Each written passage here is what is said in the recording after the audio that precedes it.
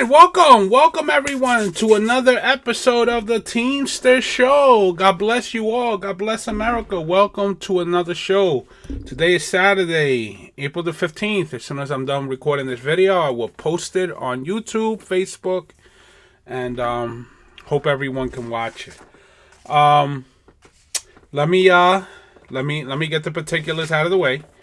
The facts and dates and events presented in this video are from the members' best recollection and may not be fully accurate. This video is intended for entertainment purposes only. Always consult with your local union about your rights and duties at your workplace. The opinions shared on this video are my own, Daniel Borges, and do not necessarily represent my employer's positions, strategies, or opinions. All views shared are protected under the National Labor Relations Act. Well, welcome. God bless you all again, and let me give a couple of announcements real quick. Today they had a Team-Stirr rally on YouTube. Sean O'Brien had another one. I didn't get a chance to see it. I'm gonna watch the re-one when I'm probably done here. The first one was really good. Monday the 17th is supposed to be the negotiations for the master agreement. It's supposed to be the start of it. It's going to be a problem because O'Brien made it very clear. If the supplements are not done, masters will not be negotiated. So what's going to happen? Who knows? So what else do we have here? I got a lot of notes here because there's a lot to get through. So on the 7th, May 7th, Sunday, May the 7th, it's a general membership meeting. People need to come. It might be the last meeting before, God forbid, we go on. God forbid something happens. But get all your questions asked. Show up. I definitely have a lot of questions. The stuff that needs to be addressed. But those are the announcements, and let's get this show going. There's a lot to talk about here. So, first of all, everyone who's being laid off, I definitely offer my sympathy for you guys. I feel for you guys. Hang in there. Please hang in there. I know it's not easy, but, you got to hang in there. There's a greater reward at the end, but, sometimes we all got to go through a struggle. But please hang in there. We all need to support you guys who are laid off by I'll discuss it. I'm gonna discuss how we could how you could say combat some of the things that are going on that it's just wrong. It's just wrong. But right now we have a lot of layoffs that are affecting many in our buildings, and I'm gonna discuss what's going on in Edison and Cranberry. Just our two buildings alone. Of course, this is going on nationwide, but I want to talk about the things that are just blatantly, it's just wrong.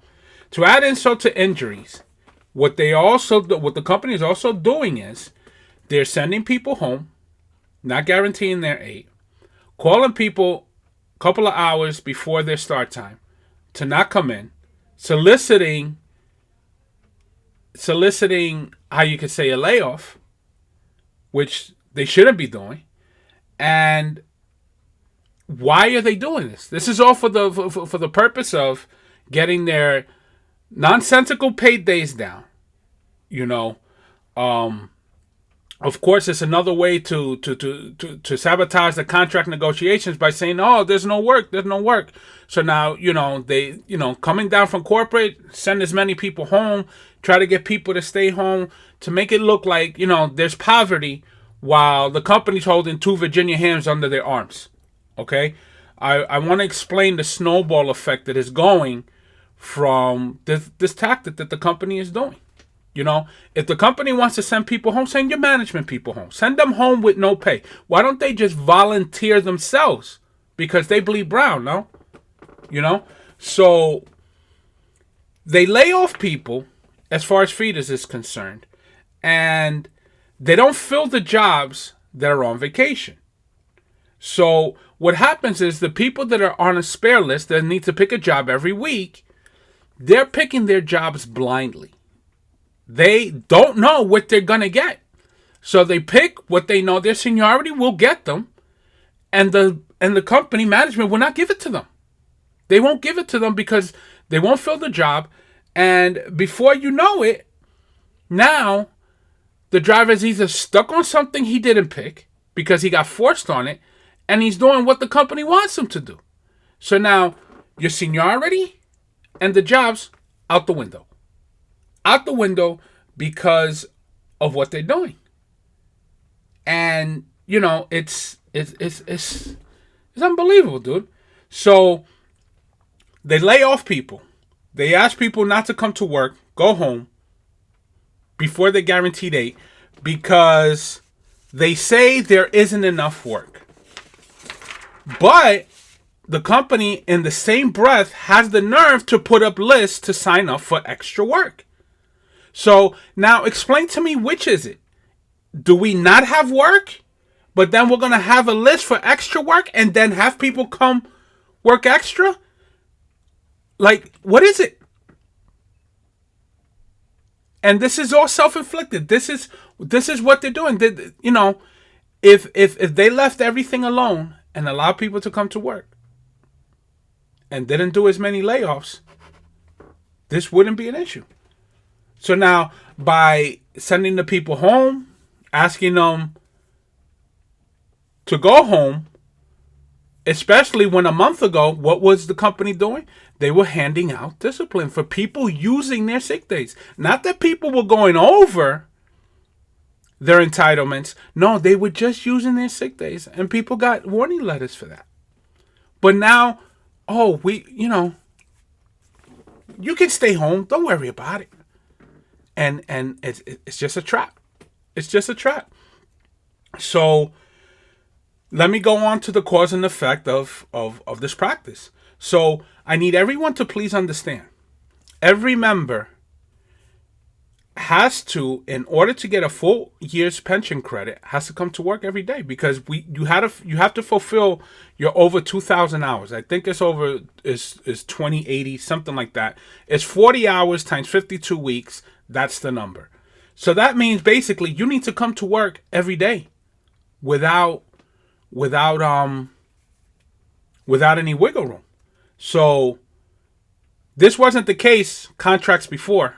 You know, it used to be 1,600, then it was 1,800, you know, and all of a sudden, you know, with one of the last couple of contracts, they decided to give it away, go full boat. Everyone has to come in every day.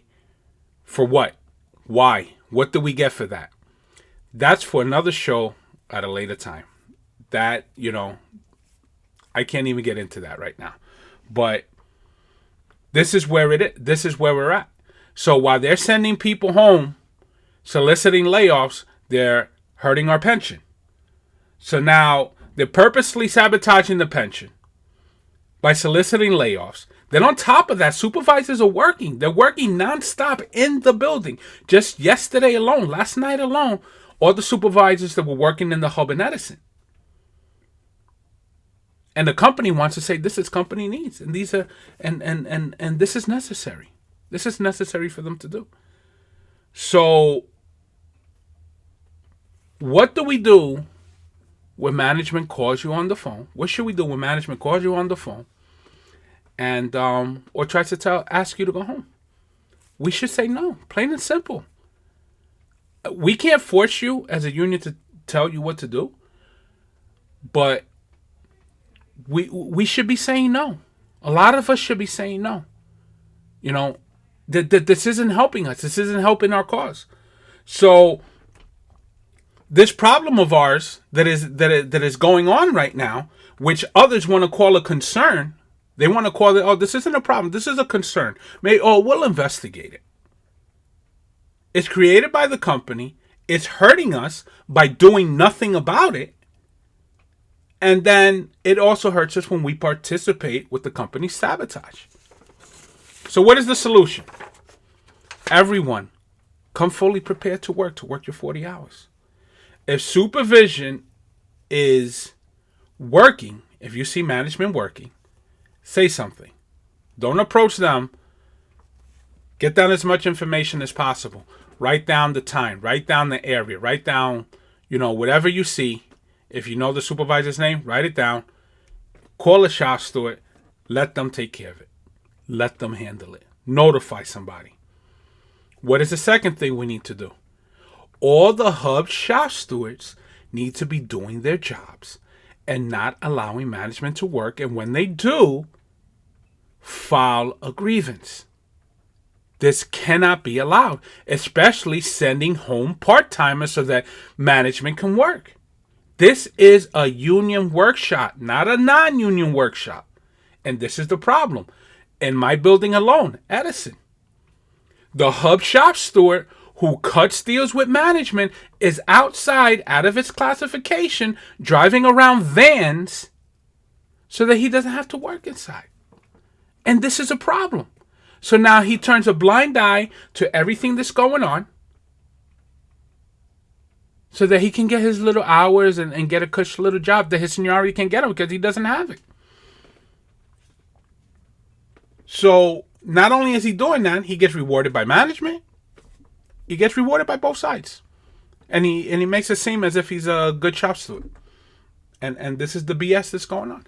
So there's a saying that a lot of these compromised shop stewards say, oh, you got to work with the company. You got to work with the company. I disagree with that. I disagree wholeheartedly. If the company wants to violate our seniority, they want to sabotage our pension, our guaranteed aid, our wine garden rights, no, I don't work with the company. No. We need to keep what we have because it's bad enough the company is trying to take it away from us. So that's the issue. One of the last points I want to make before I end this video.